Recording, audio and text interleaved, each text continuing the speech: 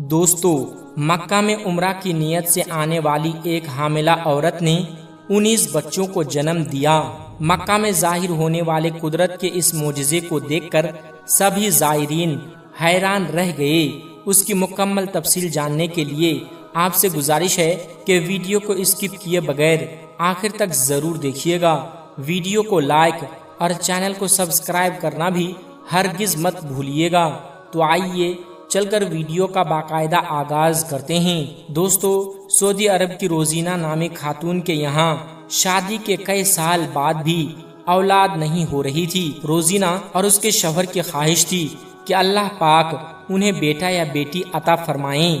उसके लिए उन्होंने बहुत कोशिश भी की, मगर वो कामयाब नहीं हो पा रहे थे। कई डॉक्टरों से इलाज और मुआलजा करवाया गया, लेकिन नतीजा फिर भी वही रहा। काफी भाग दौड़ के बाद ये मालूम हुआ कि रोजीना नामी ये औरत एक खास किस्म की बीमारी में मुब्तला है, जिसमें औरतों को कुदरती तरीके से हमल नहीं ठहरता। उस डॉक्टर से रोजीना और उसके शौहर को उम्मीद बंधी और डॉक्टर ने कहा कि ऐसा नहीं है कि आप माँ बाप नहीं बन सकते हैं, बल्कि मेडिकल साइंस इस कदर तरक्की कर चुकी है कि अगर कुदरती तरीके से हमल ना ठहरता हो तो मसनूई तरीके से हमल ठहराकर औरत को हामिला किया जा सकता है। इस मसनूई तरीके के मुताबिक शौहर का स्पर्म IVF टेक्नोलॉजी की मदद से बीवी के रहम में रखा जा सकता है, जिसके बाद औरत हामिला हो जाती है। डॉक्टर की बात सुनकर रोजीना और उसका शौहर मसनूई तरीके से हमल ठहराने पर राजी हो गए। फिर डॉक्टरों ने एक बुरी खबर ये सुनाई कि सऊदी अरब के किसी भी अस्पताल में IVF टेक्नोलॉजी इस्तेमाल नहीं की जाती। उसके लिए उन्हें अमेरिका जाना पड़ेगा। दोनों मियाँ बीवी ने बगैर किसी झिझक के तैयारी शुरू की और अमेरिका रवाना हो गए। वहां पहुंचकर रोजीना और उसके शौहर ने एक मशहूर अस्पताल से राब्ता किया। अमेरिकी डॉक्टर ने तमाम रिपोर्ट्स देखकर उन्हें ऑपरेशन की तारीख दे दी। ऑपरेशन के कुछ दिन बाद रोजीना हामिला हो गई। अब दोनों मियाँ बीवी की खुशी की कोई इंतहा न रही। अल्लाह ने एक लंबे अरसे के बाद उनकी ख्वाहिश पूरी की थी। रोजीना और उसका शौहर वापस सऊदी अरब जाना चाहते थे, मगर अमेरिकी डॉक्टर ने कुछ दिन और रुकने को कहा, तो वह अस्पताल में ही ठहर गए। दोस्तों, तकरीबन 2 महीने बाद जब डॉक्टर ने रोजीना का चेकअप किया तो सूरत हाल बिल्कुल नॉर्मल थी। इसी वजह से डॉक्टर ने रोजीना को डिस्चार्ज कर दिया। अस्पताल से डिस्चार्ज होने के बाद रोजीना और उसके शौहर ने फ्लाइट पकड़ी और सऊदी अरब पहुंच गए। दोस्तों, मियाँ बीवी बहुत खुश थे और दिन गिन रहे थे कि कब उनकी औलाद दुनिया में आएगी। हमल के 7वें महीने में रोजीना अपने शौहर के सामने ख्वाहिश जाहिर की कि वह बच्चे की पैदाइश से पहले उम्रा अदा करना चाहती है। रोजीना का शौहर पहले तो ना माना, मगर रोजीना की जिद के आगे हार गया और दोनों मियाँ बीवी उम्रे की तैयारी करके एक दिन मक्का पहुंच गए और उम्रे के अरकान अदा करने लगे। तवाफ के दौरान रोजीना ने पेट में दर्द महसूस किया। उसे करीब के अस्पताल में ले जाया गया, जहां जाकर एक ऐसा राज जाहिर हुआ कि सब लोग दंग रह गए। दरअसल प्यारे दोस्तों, रोजीना के पेट में 1-2 नहीं बल्कि 19 बच्चे पल रहे थे। बच्चों की इतनी ज्यादा तादाद की वजह से फौरन ऑपरेशन करना जरूरी हो चुका था। डॉक्टर ने रोजीना के शौहर को सूरत हाल से आगाह किया तो उसने फौरन ऑपरेशन की इजाजत दे दी। कुदरत का मोजज़ा देखिए दोस्तों, ऑपरेशन के बाद 19 बच्चे पैदा हुए और 19 के 19 बच्चे, उनकी वालिदा सब के सब सेहतमंद और तंदुरुस्त थे। बच्चों को चंद दिन इंतहाई निगहदाश्त में रखा गया। दौराने इलाज इतने सारे बच्चा पैदा करने वाली उस औरत की खबर सोशल मीडिया पर काफी वायरल भी हुई। कुदरत के इस मोजज़े को सुनकर इंसान बेइख्तियार पुकार उठता है कि बेशक अल्लाह हर चीज पर कादिर हैं। प्यारे दोस्तों, ये ज़हन में रखना जरूरी है कि इन बच्चों की पैदाइश सेहन हरम में नहीं हुई, बल्कि मक्का के एक अस्पताल में हुई। प्यारे दोस्तों, एक सवाल जो अक्सर पूछा जाता है कि क्या हामिला औरत हज और उम्रा कर सकती है, तो इसका जवाब यह है कि हमल की हालत में औरत के हज पर जाने में कोई हरज नहीं। اور حاملہ عورت پاک صاف اور طاہرہ ہے، اس پر نماز کی ادائیگی اور روزے رکھنا ضروری ہے، اور اسے دی گئی طلاق سنت طریقے سے دی گئی طلاق شمار ہوتی ہے۔ صحیح مسلم کی حدیث نمبر 1209 میں آیا ہے کہ اسماء بنت امیس رضی اللہ تعالی عنہا نبی کریم صلی اللہ علیہ وسلم کے ساتھ حج کرنے کے لیے گئیں تو حمل کے آخری دنوں میں بلکہ انہوں نے ذوالحلیفہ کے مقام پر ایک بچے کو جنم دیا۔ حضرت عائشہ صدیقہ رضی اللہ تعالی عنہا بیان کرتی ہے کہ حضرت ابو بکر صدیق رضی اللہ تعالی عنہ کی بیوی جناب اسماء بنت امیس رضی اللہ تعالی عنہا نے شجرہ نامی جگہ پر محمد بن ابو بکر رضی اللہ تعالی عنہ کو جنم دیا تو رسول اللہ صلی اللہ علیہ وسلم نے حضرت ابو بکر صدیق رضی اللہ تعالی عنہ سے فرمایا کہ اسے کہو غسل کر کے احرام باندھ لے۔ امام نووی رحمۃ اللہ علیہ اس حدیث کی شرح کرتے ہوئے لکھتے ہیں کہ حیض اور نفاس والی عورت کا احرام بھی صحیح ہے، اور احرام کے لیے ان دونوں کے لیے غسل کرنا مستحب ہے، اور تمام علماء اس بات پر متفق ہیں کہ وہ غسل کرے گی کیونکہ یہ مستحب ہے، جبکہ بعض علماء اسے واجب کہتے ہیں۔ دوستو، روایت کے مطابق حیض اور نفاس والی عورت کے حوالے سے کہا جاتا ہے کہ اس عورت کے تمام کام حج کے صحیح ہوتے ہیں، مگر وہ طواف نہیں کر سکتی اور نہ ہی طواف کی رکعت ادا کر سکتی ہے۔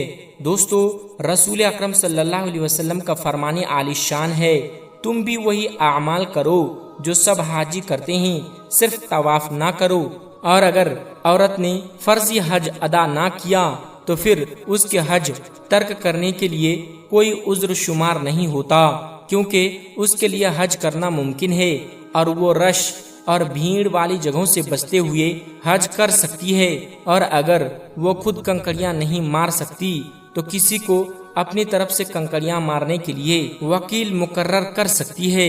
اسی طرح اگر وہ پیدل چل کر طواف اور سعی نہیں کر سکتی تو وہیل چیئر پر کر سکتی ہے، اور اگر عورت حاملہ ہو اور کسی تجربہ کار اور اسپیشلسٹ ڈاکٹر نے یہ بتایا ہو کہ اس عورت کی کمزوری یا بیماری یا کسی اور وجہ سے اس کے حج پر جانے سے اس کی اپنی جان یا بچے کی جان کو خطرہ ہے، تو اس صورت میں اس سال حج پر جانے سے منع کر دیا جائے گا۔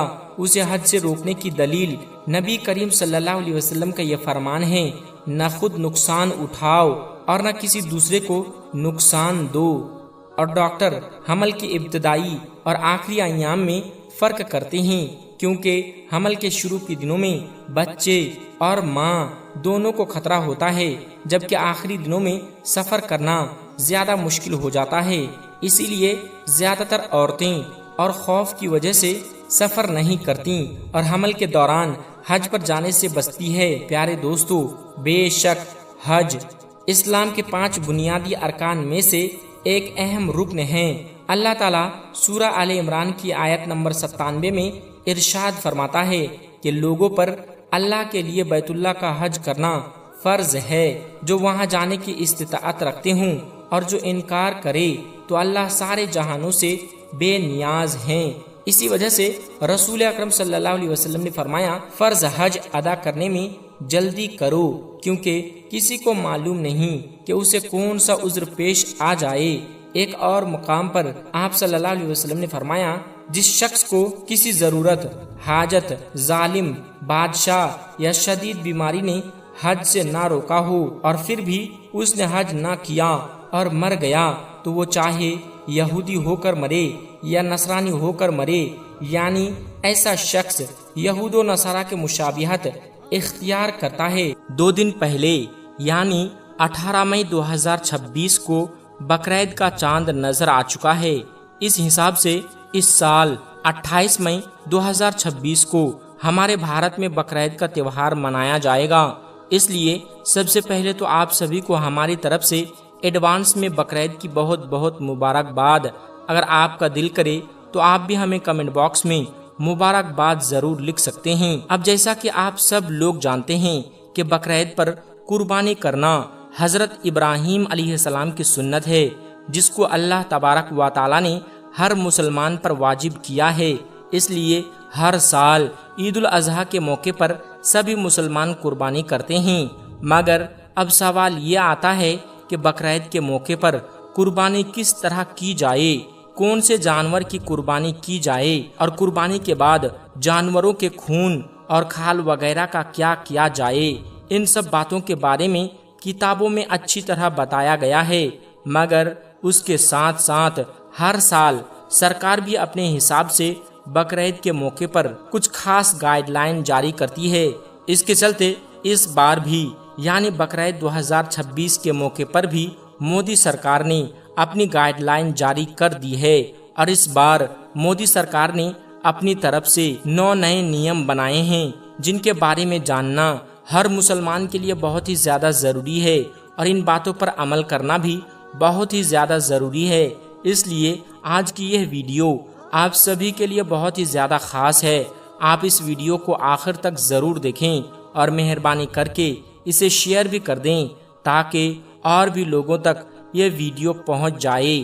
تو چلیے دوستو شروع کرتے ہیں۔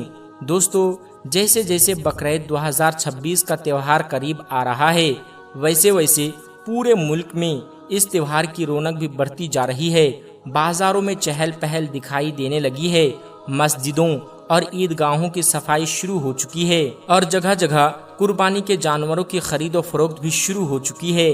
یعنی مسلمان خوشی اور جوش کے ساتھ عید الاضحیٰ کی تیاریوں میں لگ گئے ہیں۔ مگر اس بیچ مودی سرکار کی طرف سے بقرعید 2026 کو لے کر ایک بہت بڑا بیان جاری کر دیا گیا ہے، جس میں کہا گیا ہے کہ بقرعید کا تہوار امن، بھائی چارہ، انسانیت اور قربانی کی پہچان ہے، اس لیے سب لوگ مل جل کر اور قانون پر عمل کرتے ہوئے اس تہوار کو منائیں۔ اور یہی نہیں، اس بیان میں مودی سرکار کی طرف سے یہ بھی صاف بتایا گیا ہے کہ اس بار بقرعید کے موقع پر قانون کا پورا خیال رکھا جائے گا تاکہ کہیں بھی ماحول خراب نہ ہو۔ اس کے لیے مودی سرکار کی طرف سے پورے ملک میں سبھی ریاستوں کے پولیس والوں کو الرٹ رہنے کا حکم بھی دے دیا گیا ہے، اور کہا گیا ہے کہ امن و امان قائم رکھنے کے لیے بھیڑ بھاڑ والے علاقوں، بڑی مسجدوں، عیدگاہوں اور بازاروں میں زیادہ پولیس لگائی جائے گی۔ دوستو مودی سرکار کے اس بیان کے بعد انتظامیہ نے بھی لوگوں سے خاص اپیل کی ہے کہ بقرعید پر قربانی صرف طے شدہ نیموں اور جگہوں پر ہی کی جائے، یعنی کھلی جگہوں پر گندگی نہ پھیلائی جائے اور صفائی کا خاص خیال رکھا جائے۔ اور یہی نہیں، نگر نگم اور صفائی والے لوگ بھی تہوار کے دوران لگاتار کام کریں گے تاکہ شہروں میں صفائی بنی رہے۔ اس کے علاوہ ہر سال کی طرح اس بار بھی سوشل میڈیا پر خاص نظر رکھی جائے گی، کیونکہ اس بار مودی سرکار نے اس کو لے کر بھی سخت حکم جاری کیے ہیں، اور کہا ہے کہ اس بار بقرعید کے موقع پر کسی بھی طرح کی افواہ، بھڑکاؤ ویڈیو یا غلط خبر پھیلانے والوں پر سخت کارروائی کی جائے گی۔ ساتھ ہی لوگوں سے بھی کہا گیا ہے کہ وہ صرف سچی اور بھروسے والی خبروں پر ہی یقین کریں اور کسی بھی افواہ کو بغیر جانے آگے شیئر نہ کریں۔ دوستو اس کے علاوہ اس بار مودی سرکار نے ٹریفک کو لے کر بھی سخت حکم جاری کیے ہیں، اور اپنے افسروں سے کہا ہے کہ وہ اس بار بقرعید کے موقع پر خاص ٹریفک پلان بنائیں اور کچھ راستوں پر گاڑیوں کی آمد و رفت بھی کم کریں تاکہ لوگوں کو آنے جانے میں کسی طرح کی کوئی پریشانی نہ ہو۔ ساتھ ہی میڈیکل اور ایمرجنسی سروس کو بھی پوری طرح تیار رہنے کو کہا گیا ہے۔ ایمبولینس، فائر بریگیڈ اور اسپتالوں کی ٹائمیں ضرورت پڑنے پر فوراً مدد کرنے کے لیے تیار رہے گی، کیونکہ لوگوں کی حفاظت سب سے پہلی ترجیح ہے۔ اس کے ساتھ ہی اس بار مودی سرکار نے مسلم علماء سے بھی خاص اپیل کی ہے کہ وہ اس بار بقرعید کے موقع پر لوگوں کو صحیح بات سمجھائیں، جس کے بعد بہت سارے علماء نے مسلمانوں سے اپیل بھی کی ہے اور کہا ہے کہ عید الاضحیٰ کا اصل پیغام قربانی، صبر اور انسانیت ہے۔ حضرت ابراہیم علیہ السلام کی قربانی ہمیں یہ سکھاتی ہے کہ اللہ تعالیٰ کی راہ میں سچے دل سے کیا گیا ایثار سب سے بڑا ہوتا ہے۔ اس کے ساتھ ہی علماء کا یہ بھی کہنا ہے کہ بقرعید صرف خوشیاں منانے کا نام نہیں، بلکہ غریبوں اور ضرورت مند لوگوں کی مدد کرنے کا بھی نام ہے۔ اس لیے اس بار غریبوں کو کھانا اور کپڑے بھی ضرور بانٹیں۔ چلیے دوستو، اب آپ کو مودی سرکار کے وہ 9 حکم بتاتے ہیں، یعنی وہ 9 نئے اصول بتاتے ہیں جن کو اس بار بقرعید کے موقع پر لاگو کیا گیا ہے، جن کے بارے میں جاننا ہر مسلمان کے لیے بہت ضروری ہے۔ اس لیے آپ اس ویڈیو کو پورا ضرور دیکھیں اور ان نیاموں پر سختی کے ساتھ عمل بھی کریں۔ نمبر 1، بین جانور نہ کاٹے۔ دوستو، مودی سرکار کی اس گائیڈ لائن میں پہلی بات یہ بتائی گئی ہے کہ اس بار بقرعید کے موقع پر کوئی بھی مسلمان ایسے جانور کی قربانی نہ کرے جس پر بھارت سرکار کی طرف سے روک لگائی گئی ہو۔ اس بار مسلمان صرف انہی جانوروں کی قربانی کرے جن پر سرکار کی طرف سے پابندی نہ ہو۔ نمبر 2، کھلے میں قربانی نہ کریں۔ دوستو، مودی سرکار کی اس ایڈوائزری میں دوسری بات یہ بتائی گئی ہے کہ اس بار بقرعید کے موقع پر کوئی بھی مسلمان کھلے میں قربانی نہ کریں اور نہ ہی قربانی کے بعد جانوروں کی باقی چیزیں یعنی کھال وغیرہ کھلی جگہ پر پھینکیں، بلکہ ان کو گڑھا کھود کر زمین میں دفن کر دیں۔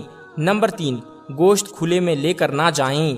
دوستو، مودی سرکار کی اس ایڈوائزری میں تیسرا حکم یہ جاری کیا گیا ہے کہ اس بار بقرعید کے موقع پر کوئی بھی مسلمان قربانی کا گوشت کھلے میں لے کر نہ جائیں، بلکہ گوشت کو اچھی طرح پیک کر لیں، اس کے بعد ہی کسی کے گھر گوشت دینے کے لیے جائیں۔ نمبر 4، صفائی کا خاص خیال رکھیں۔ دوستو، بقرعید 2026 کے موقع پر مودی سرکار کی طرف سے جو ایڈوائزری جاری کی گئی ہے اس میں چوتھا حکم یہ دیا گیا ہے کہ اس بار بقرعید کے موقع پر اور خاص طور پر قربانی کے دوران ہر مسلمان صفائی کا خیال رکھیں، یعنی کھلی جگہوں پر قربانی نہ کریں اور جگہ جگہ گندگی نہ پھیلائیں۔ اس کے لیے مودی سرکار نے اپنے افسروں کو سخت حکم دیے ہیں۔ نمبر 5، بھیڑ لگا کر قربانی نہ کریں۔ دوستو، مودی سرکار نے اپنی گائیڈ لائن میں 5واں حکم یہ جاری کیا ہے کہ اس بار کوئی بھی مسلمان پبلک پلیس یعنی کھلی جگہ پر قربانی نہ کرے، مطلب یہ کہ بھیڑ لگا کر قربانی نہ کرے، اور اس بات کا بھی خیال رکھیں کہ کوئی بھی کھلی جگہ پر قربانی نہ کرے۔ نمبر 6، سوشل میڈیا پر نظر رکھی جائے گی۔ دوستو، مودی سرکار نے اپنی گائیڈ لائن میں 6واں حکم یہ جاری کیا ہے کہ اس بار بقرعید کے موقع پر سوشل میڈیا پر بھی خاص نظر رکھی جائے گی اور افواہ پھیلانے والوں پر سخت کارروائی کی جائے گی، اور ساتھ ہی اس بار کوئی بھی مسلمان قربانی کرتے وقت کی فوٹو یا ویڈیو سوشل میڈیا پر اپلوڈ نہ کریں، یعنی کوئی بھی مسلمان قربانی کرتے وقت کی فوٹو یا ویڈیو فیس بک، یوٹیوب یا انسٹاگرام پر اپلوڈ نہ کریں۔ نمبر 7، بین جانور نہ کاٹے جائے۔ دوستو، مودی سرکار نے اپنی گائیڈ لائن میں 7واں حکم یہ جاری کیا ہے کہ اس بار بقرعید کے موقع پر کہیں پر بھی ایسے جانور کی قربانی نہ ہو جس پر بھارت سرکار کی طرف سے پابندی لگائی گئی ہو۔ اس کے علاوہ بقرعید کے موقع پر کوئی بھی ایسا ویسا کام نہ کی جائے جس سے دوسرے مذہب کے لوگوں کا دل دکھے۔ اس کے لیے بھی مودی سرکار نے اپنے افسروں کو سخت حکم دیے ہیں۔ نمبر 8، قربانی کا خون نالیوں میں نہ بہائیں۔ دوستو، مودی سرکار نے اپنی گائیڈ لائن میں 8واں حکم یہ جاری کیا ہے کہ اس بار بقرعید کے موقع پر کوئی بھی مسلمان قربانی کے جانور کا خون ایسے ہی نالیوں میں نہ بہائیں۔ جو لوگ ایسا کریں گے ان پر سخت کارروائی کی جائے گی۔ اور نمبر 9، سرکار کے حکموں پر عمل کریں۔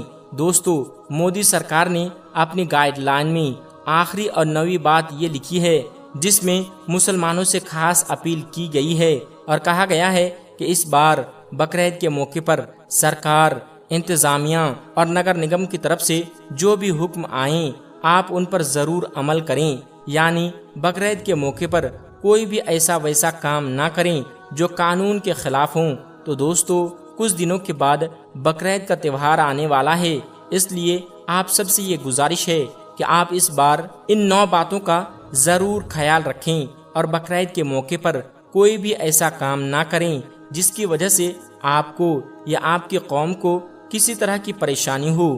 آخر میں اللہ تعالیٰ سے دعا ہے کہ اللہ پاک ہمارے ملک بھارت میں امن و سکون، بھائی چارہ قائم رکھے اور ہم سب کو خوشی خوشی بقرعید کا تہوار منانے کی توفیق عطا فرمائیں۔ آمین ثم آمین۔